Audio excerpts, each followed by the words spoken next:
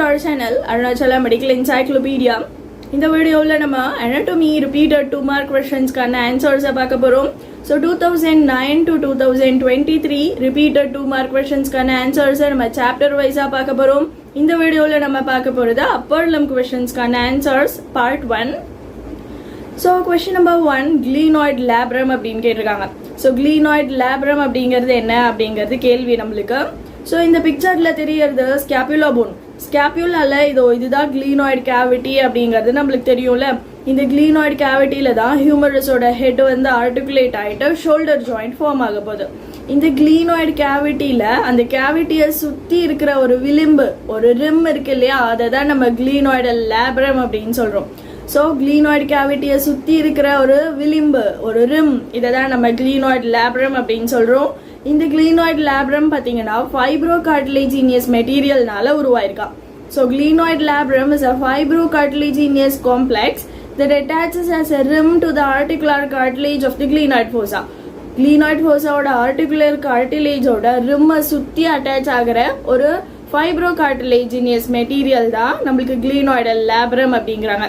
இந்த glenoidal labrum நம்ம glenoid fossa ஓட depth அதிகப்படுத்துது. It deepens the glenoid fossa and it increases the surface area of the glenoid cavity. glenoid cavity ஓட surface area அதிகமாகுது இந்த glenoid labrum-னால. இது மட்டும் இல்லாம glenoid cavity நல்லா ஆழமாகுது இந்த labrum மூலமா. ஸோ இதனால ஹியூமரஸ் ஈஸியா டிஸ்லோகேட் ஆகாம தடுக்கிறது இந்த glenoid labrum தான் அப்படின்னு சொல்றாங்க. ஸோ glenoid labrum அப்படிங்கிறது ஒரு fibrocartilaginous complex. இது நம்ம glenoid cavityயோட ரிம்ல அட்டாச் ஆகி அந்த glenoid cavityயை ஆழமாக்கி டிஸ்லோகேஷனை தடுக்குது. So question number 2, structures related to spiral groove அப்படின்னு கேட்டிருக்காங்க. ஸ்பைரல் groove அப்படிங்கிறது ரேடியல் groove அப்படிங்கிறது ரெண்டுமே ஒண்ணுதான். நம்ம ஹியூமரஸோட posterior சைட்ல தெரியுற இந்த groove தான் நம்ம வந்து ஸ்பைரல் groove அல்லது ரேடியல் groove அப்படின்னு சொல்றோம். இந்த ரேடியல் குரூவ்ல என்னென்ன ஸ்ட்ரக்சர்ஸ் பாஸ் ஆகுது அப்படிங்கறத நம்மளுக்கு இங்க கேள்வி. ஸோ இந்த ஸ்பைரல் குரூவ்ல மொத்தம் 3 ஸ்ட்ரக்சர்ஸ் பாஸ் ஆகுது.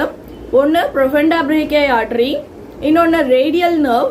இது மட்டும் இல்லாம 2 ஸ்ட்ரக்சர்ஸ் பாஸ் ஆகுது. அதை தவிர ஒரு மசில் வந்து நம்மளுக்கு ஆரிஜின் ஆகுதா இங்க இருந்து. ஸோ நம்மளுக்கு ஹியூமரஸோட பின்பக்கத்துல இருக்கிற ஸ்பைரல் குரூவ்ல இருந்து ரேடியல் நர்வ் பாஸ் ஆகுது. அந்த ஸ்பைரல் குரூவ்ல ப்ரொஃபண்டா பிரேக்கியாய் ஆர்டரி பாஸ் ஆகுது. இதை தவிர ட்ரைசெப்ஸோட லேட்ரல் ஹெட் அந்த இடத்துல இருந்து origin ஆகுதான். So the lateral head of the triceps rises from an oblique ridge on the lateral lip of the radial groove. Radial groove ஓட lateral lipல இருக்கிற ஒரு ridgeல இருந்து ஆரிஜின் ஆகுது நம்ம tricepsோட lateral head அப்படிங்கிறாங்க. So இந்த 3 structures தான் spiral groove சம்பந்தமான structures. யாரு? Profunda brachiae artery, radial nerve, tricepsோட lateral head. So next question number 3, muscles attached on the intertubercular sulcus of humerus அப்படின்னு கேட்டிருக்காங்க. ஸோ இதோ ஹியூமரஸ்ல நம்மளுக்கு 2 டியூபர்கிள் இருக்கு. இது கிரேட்டர் டியூபர்கிள், இது லெசர் டியூபர்கிள். 2 டியூபர்களுக்கும் நடுவுல இருக்கிற ஒரு பள்ளத்தை தான் நம்ம வந்து intertubercular sulcus அப்படின்னு சொல்றோம். இந்த intertubercular sulcusல என்னென்ன மசில்ஸ் அட்டாச் ஆகுது அப்படிங்கறத நம்மளுக்கு இங்க கேட்டிருக்க கொஸ்டின். ஸோ இந்த intertubercular sulcusக்கு நம்மளுக்கு வந்து 2 லிப் இருக்கு. ஓகே, ஸோ இதோ நடுவுல இருக்கிற இந்த பள்ளம் தான் intertubercular sulcus. இந்த பக்கம் இருக்கிறத நம்ம மீடியல் லிப் அப்படின்னு சொல்றோம். இந்த பக்கம் இருக்கிறத நம்ம வந்து லேட்ரல் லிப் அப்படின்னு சொல்றோம். மீடியல் லிப்ல ஒரு மசில் இன்சர்ட் ஆகுது, லேட்ரல் லிப்ல ஒரு மசில் இன்சர்ட் ஆகுது. அந்த intertubercular sulcusோட ஃப்ளோர்ல ஒரு மசில் இன்சர்ட் ஆகுது. லேட்ரல் லிப்ல இன்சர்ட் ஆகுது பாத்தீங்கன்னா pectoralis major muscle, மீடியல் லிப்ல இன்சர்ட் ஆகுது teres major muscle. அந்த intertubercular sulcusோட ஃப்ளோர்ல இன்சர்ட் ஆகுது latissimus dorsi muscle.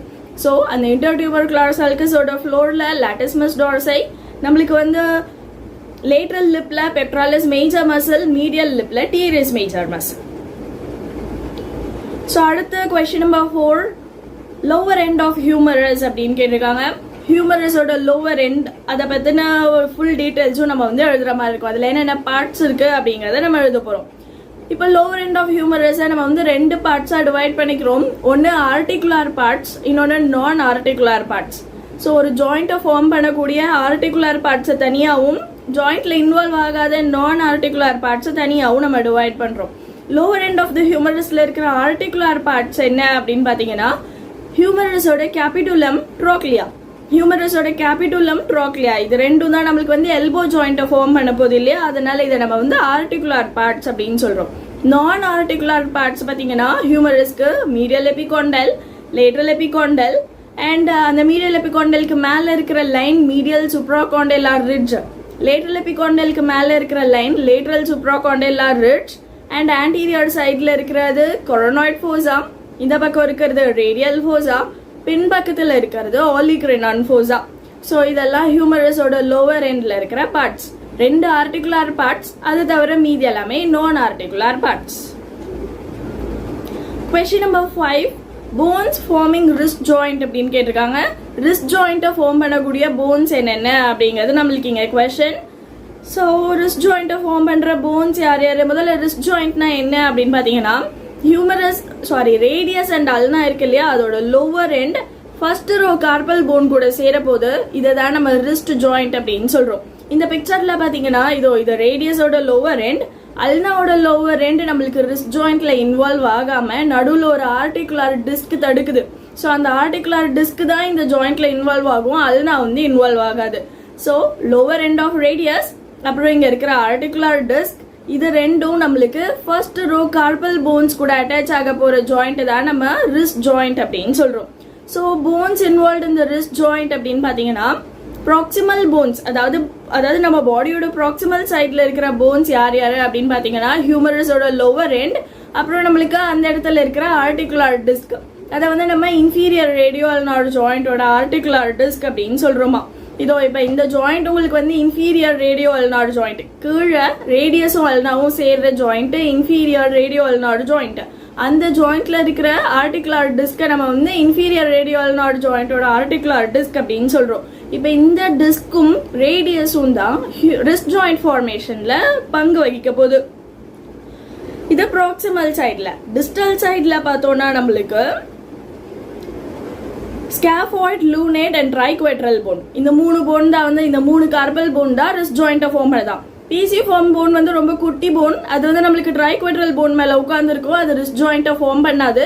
So first 3 carpal bone scaphoid, lunate, triquetral bone, இதுவும் நம்ம ரேடியஸோட லோவர் எண்டும் இன்ஃபீரியர் ரேடியோ அல்னார் ஜாயிண்டோட ஆர்டிகுலர் டிஸ்கும் இவங்க எல்லாரும் சேர்ந்து தான் நம்மளுக்கு ரிஸ்ட் ஜாயிண்ட்டை ஃபார்ம் பண்ண போறாங்க.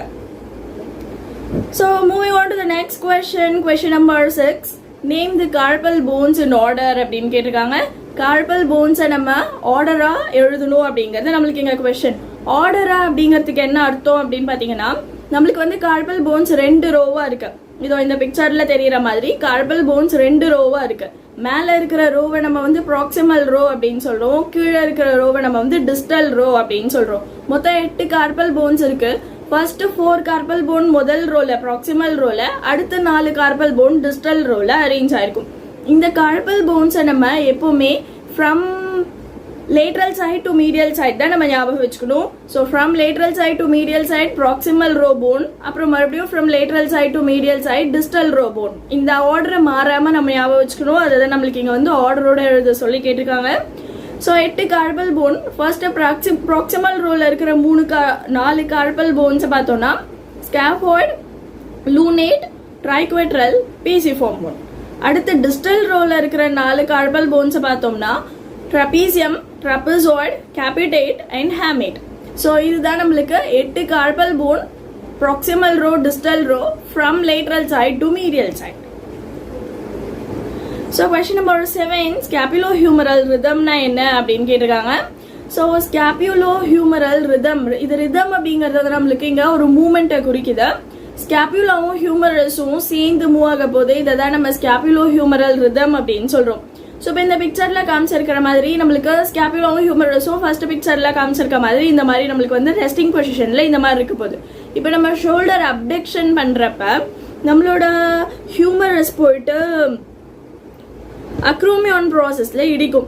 ஸோ நம்மளுக்கு ஸ்கேப்புலா அசையாம அதே இடத்துல இருந்துச்சுன்னா நம்ம ஹியூமரஸ் அப்டக்ஷன் பண்றப்ப ஹியூமரஸ் போயிட்டு நம்ம ஸ்கேப்புலோட அக்ரோமியான் ப்ராசஸ்ல இடிக்கும். அப்படி இடிக்காம இருக்கிறதுக்காக ஸ்கேப்புலா அப்போடா டில்ட் ஆக போகுது. இதுதான் நம்ம ஸ்கேப்புலோ ஹியூமரல் ரிதம் அப்படின்னு சொல்றோம். ஸோ நம்ம ஹியூமரஸ் அப்டக்ஷன் ஆகிறப்ப அதுக்கு ஏத்த மாதிரி நம்ம ஸ்கேப்புலா அப்போடா ரொட்டேட் ஆக போகுது. இது 2 மூமெண்ட்டும் ஒரே நேரத்தில் நடக்க போகுது. ஹியூமரஸ் அப்டக்ஷனும் நம்ம ஸ்கேப்புலாவோட இந்த அப்போர்டு டில்ட்டிங்கும் ஒரே நேரத்தில் நடக்க போது இதை தான் நம்ம ஸ்கேப்புலோ ஹியூமரல் ரிதம் அப்படின்னு சொல்கிறோம். ஸோ ஸ்கேப்புலோ ஹியூமரல் ரிதம் அப்படிங்கிறது என்ன? ஸ்கேப்புலாவும் ஹியூமரஸும் ஒரு கோஆர்டினேட்டட் மேனரில் வேலை செய்ய போகிறாங்க ஷோல்டர் அப்டக்ஷன் பொழுது. இதுதான் நம்ம வந்து ஸ்கேப்புலோ ஹியூமரல் ரிதம் அப்படின்னு சொல்கிறோம். இதை நம்ம கிளீனோ ஹியூமரல் ரிதம் அப்படின்னு கூட சொல்லலாம். கிளீனாய்டு கேவிட்டியில ஹியூமரஸ் அட்டாச் ஆயிருக்கு. கிளீனோ ஹியூமரல் ரிதம் அப்படின்னு கூட இதை நம்ம சொல்லலாம். பிகாஸ் கிளீனாய்டு கேவிட்டி அப்படியே திரும்ப போகுது. ஸ்கேப்புலா திரும்பினா கிளீனாய்டு கேவிட்டி திரும்பும் இல்லையா? ஸோ கிளீனாய்டு கேவிட்டி அப்படியே திரும்ப போகுது ஹியூமரஸோட மூவ்மெண்ட்டுக்கு ஏற்ற மாதிரி. அதனால இதை நம்ம கிளீனோ ஹியூமரல் ரிதம் அப்படின்னு கூட சொல்லலாமா?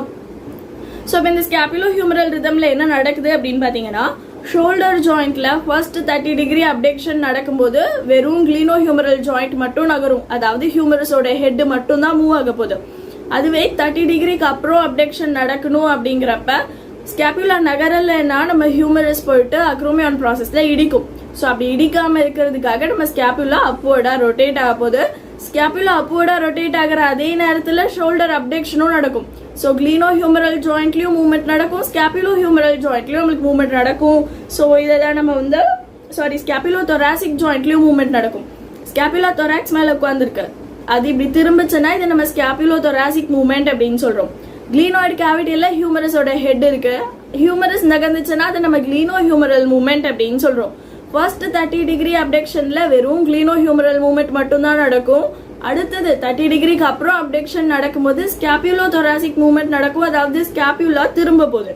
So scapulo thoracic movement, gleno humeral movement ரெண்டுமே ஒரே நேரத்தில் நடக்கும் ஆஃப்டர் 30 டிகிரி ஆஃப் அப்டக்ஷன். இதை தான் நம்ம கிளீனோ ஹியூமரல் ரிதம் அப்படின்னு சொல்றோம்.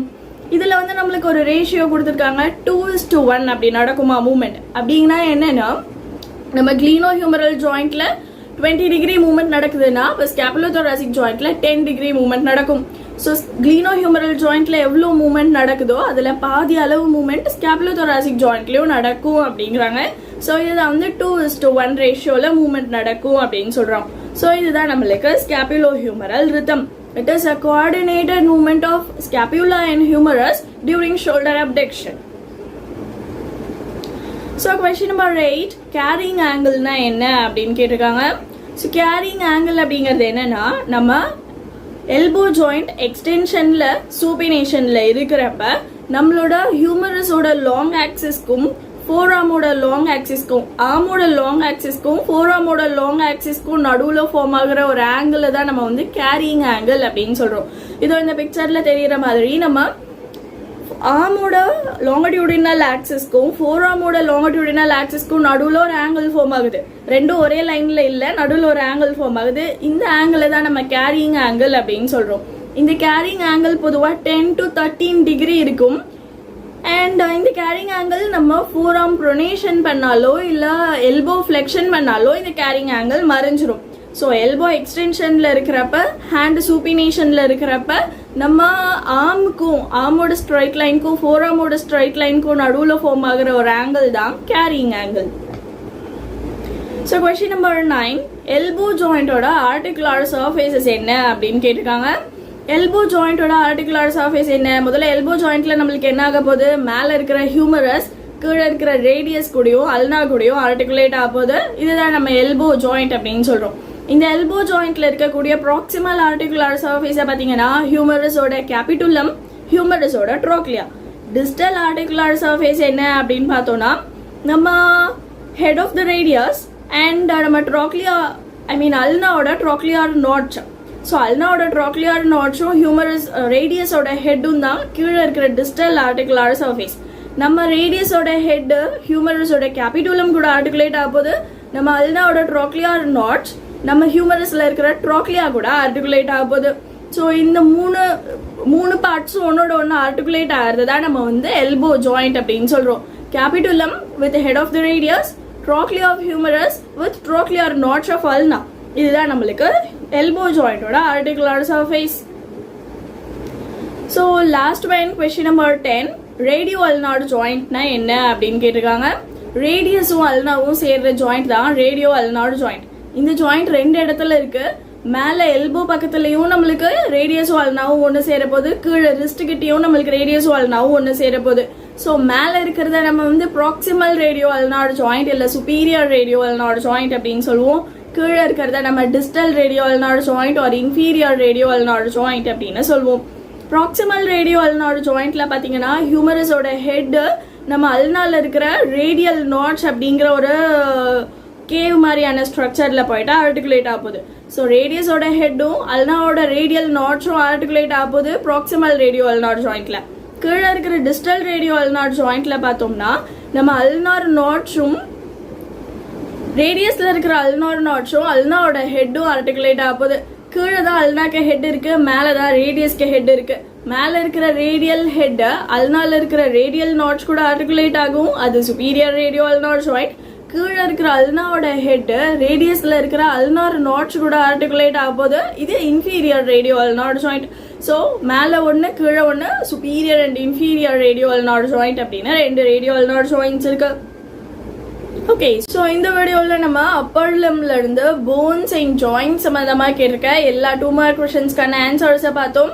இதே மாதிரி மசில்ஸ் ரிலேட்டடா, ஆர்டரிஸ் ரிலேட்டடா, வெயின்ஸ் ரிலேட்டடா அண்ட் மற்ற ஸ்ட்ரக்சர்ஸ் ரிலேட்டடாக கேட்டிருக்க எல்லா 2 மார்க் கொஷின்ஸ்க்கான ஆன்சர்ஸையும் நான் உங்களுக்கு வந்து அடுத்தடுத்த பார்ட்டில் அப்லோட் பண்ண போகிறேன்.